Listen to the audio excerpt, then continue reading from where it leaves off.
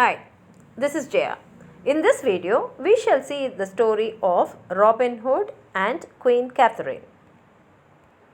There are many stories about Robin Hood. Even Shakespeare has mentioned about him in his As You Like It. He has said, "They say he is already in the forest of Arden, and a many merry men with him. And there they live like the old Robin Hood of England, and fleet the time carelessly as they did in the golden world." So Shakespeare has mentioned about Robin Hood and has said that his time was a golden world. And there are also many ballads written about Robin Hood, and all these ballads glorify him as a hero. But many of them have not said that he was an outlawed by Henry VIII, and there are also many stories which say that Queen Katherine was the person who made her husband to pardon Robin Hood, and he was able to live a free life. And this was because once Robin Hood participated in a match and he sided the queen against the king and helped her to win. We all know that Robin Hood was born in a noble family of the Earl of Huntingdon. But he lived a very extravagant life, and for his lifestyle he started borrowing, but he was not able to repay them. So many people went and complained about him to the king, and therefore he was supposed to come under the punishment by law. In order to escape from this punishment, he went into the forest, and how he lived is he started robbing the people who were passing through the forest. And he had certain conditions also in that, like he will not harm anyone if they come with any women, and at the same time he did not harm the hunters. And the money which he robbed also, he spent it on the poor people. He helped many poor people, and this side of Robin Hood was loved by the people, and people started appreciating him. They loved him a lot, and this also attracted many young men to join with Robin Hood, and they lived with him. And they also committed robberies, and they were mostly spending their time in Sherwood Forest in Nottinghamshire. And these people, they will train themselves to be good hunters and fighters, and they always lived somewhere close nearby Robin Hood, and whenever Robin Hood needed their help, he'll blow his horn and immediately they will come and they will help him. And among them, Little John was the person who will come and fight with the enemy first, and he will assist the courage and valor of the enemy, and then he will inform to others, and others will be prepared to fight with the enemy. And because of this reason itself, Little John will be beaten and he will get hurt also. But because he loved Robin a lot, he was doing this continuously, and this earned him respect from Robin, and Robin became very close to Little John. Many people also started referring to the king, asking the king to pardon Robin, because Robin was helping many people. But since he did not repay the debts which he had borrowed, and at the same time since he was harming the people who were crossing through the forest, the king was not able to do anything. But it is said that it was the Queen Katherine who helped Robin Hood, and who helped Robin Hood by making the king to pardon him. And this helped Robin to spend his old age in peace at a home which was somewhere near Nottingham, and he lived a long time till he died. People also respected him and they loved him, and even today Robin Hood has a very good name among the people all over the world. And it is said that how Robin Hood became close to Katherine is, he once sent a present to Queen Katherine, and she was very pleased with this present, and she said that she will be his friend till her lifetime.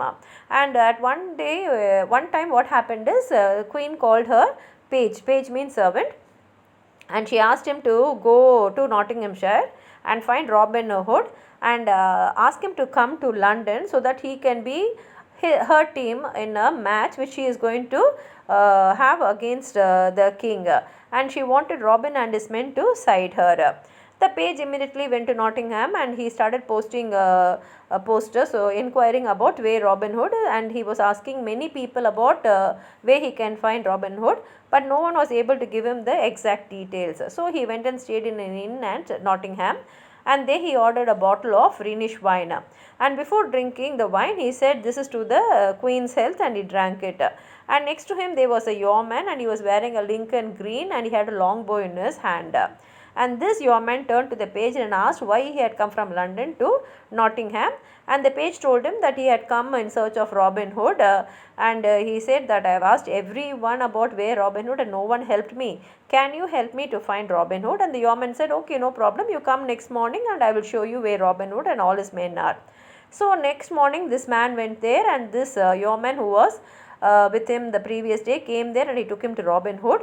And the moment the page saw Robin Hood, he fell on his knee and he said to Robin Hood that Queen Katherine had sent her greetings to him and she wants him to come to London, and for that she has given a ring as a token.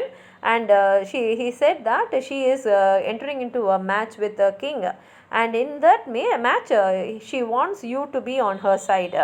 And Robin Hood immediately took out his mantle, which was of green, Lincoln green, and he gave it to the page and said, you give this to the queen and tell him that I am promising that I will come there as soon as possible. And what happened is, before they could leave, Robin Hood made all his men to dress in Lincoln green, and they were all wearing scarlet, and each of them wore a black hat which had a white feather stuck in it. So everyone were looking the same. You cannot find out who is Robin Hood and who are the ordinary men. And all these people came to London, and the moment Robin met the queen, he fell on his knees and she also welcomed him and his band, and they were all very happy that they are going to help the queen in the match. And this match was between the queen's archers and the king's archers, and they all came there. And first the king's archers came into the field and they were all wearing a bold bearing, and then afterwards Robin Hood archers came, and they came in the same dress with which they had come to London, and they all made their marks there. And the queen said what will be the wager for the shooting, and they decided that it will be 300 tons of Rhenish wine and 300 tons of good English beer and 300 fat hearts. And before the match could start, the queen looked at the knights of the king and she asked if anyone will come to her side before the match, but no one was willing to come to her side because they had never seen the team of queen before. And whereas the king had Clifton, who was who was the best archer in the king's side, and this king's archer was also a great boaster, because the moment he came to the field he said, don't make any marks for us, my lord the king, because we will even shoot at the sun and the moon and all that. Then the queen looked at the bishop of Hertfordshire and she asked him to back her, but he said, I will not even bet a penny on your archers because I don't know any one of them. Then Robin Hood looked at the bishop and he asked him, okay, if you are going to bet on the king's archers, how much will you bet? And the bishop said, I know them all, so I will bet all the money which is in my purse. And when they asked him how much money you have in your purse, he said, I have 15 rose nobles, which was about £100. Then Robin Hood said, okay, then even I will bet all the money in my purse, and he threw his bag there and the bishop also threw his bag there. So whoever wins, they can take both the bags up. Then afterwards what happened is, in the match the queen's archers defeated the king's archers. And after winning, Queen Katherine looked at the king and she asked him for a boon, and the king also said, okay, now you are the winner, I am very happy about it, you ask me whatever you want. Then the queen said, I want the safety of all my archers and they should be free to come to London and go and stay here and they must enjoy themselves. Hearing this, the king said, okay, I grant you whatever you asked. And after the king granted this wish, he looked at Robin Hood and said, you are welcome, Robin Hood. And so the little John and Midge the miller's son and every one of you. On hearing this, the king was surprised and he said, oh, is this Robin Hood? Because I heard that he was killed in a quarrel in the north country.